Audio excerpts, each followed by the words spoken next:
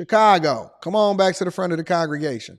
A young man in the wrong place at the wrong time. Family members tell us this 20-year-old is the one shot and killed after he was caught in a street takeover on the southwest side over the weekend. New at 10, CBS 2's Charlie DeMar spoke with his loved ones about what happened and how he's being remembered. Charlie? Joe and Erica, family says the 20-year-old got trapped in a chaotic circle of cars and people, unable to escape before he was shot and killed. An illegal street takeover took a tragic turn early Sunday morning in Gage Park. People started, jumping on his car. I think in one of the videos, it shows someone on top of his hood. Police say Guillermo Caballero was driving this black sedan, trying to get through the crowd. I'm gonna read that cash app shortly. On the hood and another blocking the car. Several shots were fired through the windshield.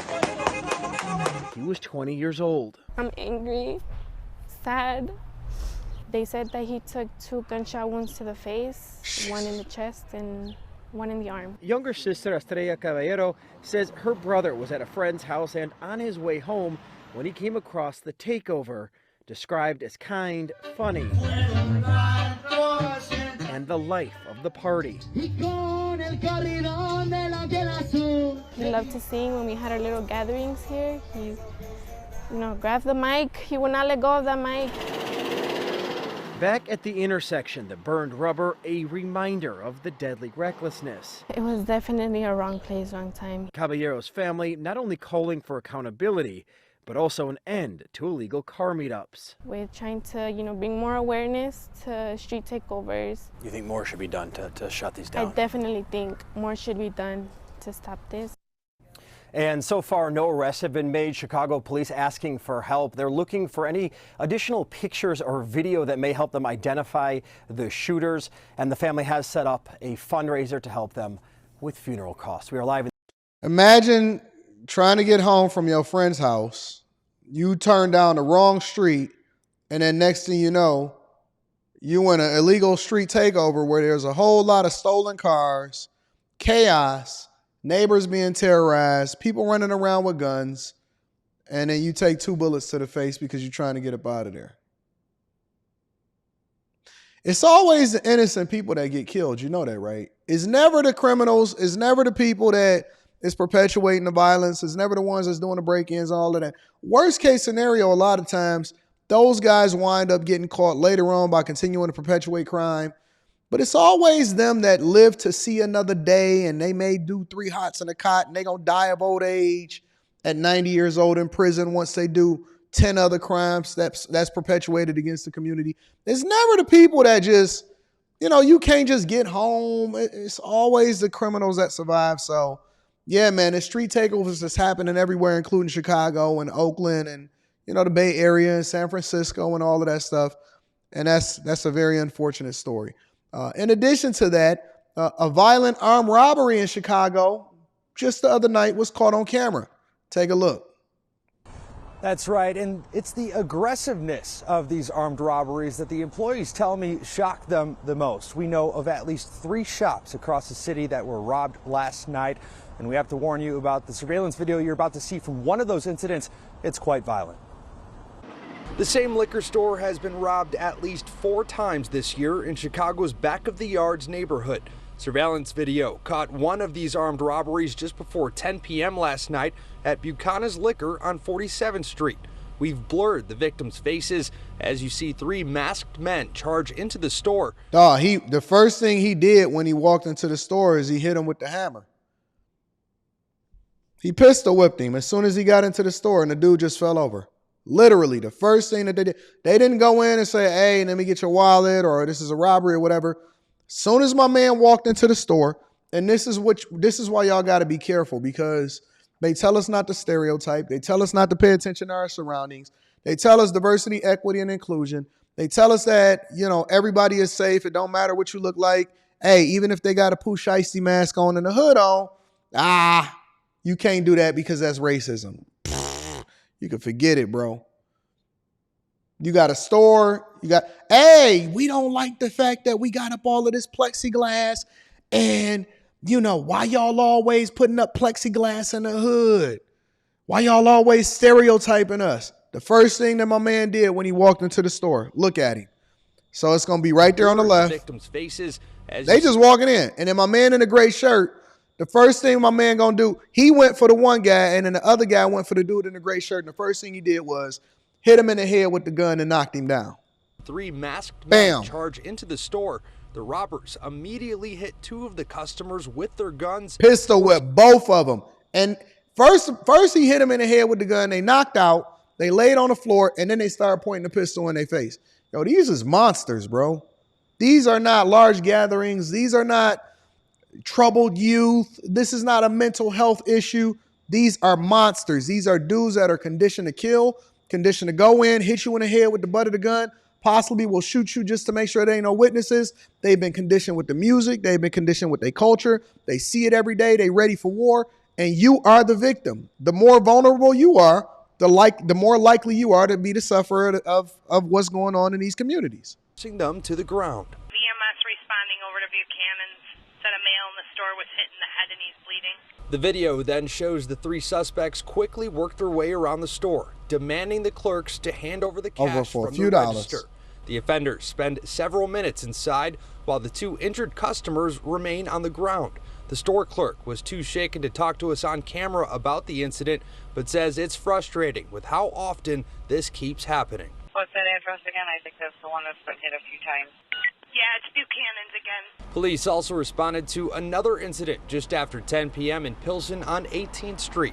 3 men stormed into El Tribol Liquors while customers were still inside, and police say they beat an employee and stole money from multiple customers before driving off in a silver sedan. So what was taken was about $10,000 in cash, and then also 4 wallets were taken with a total of $800. Then just about 15 minutes later, another business near Damon and Armitage was robbed by 3 armed men.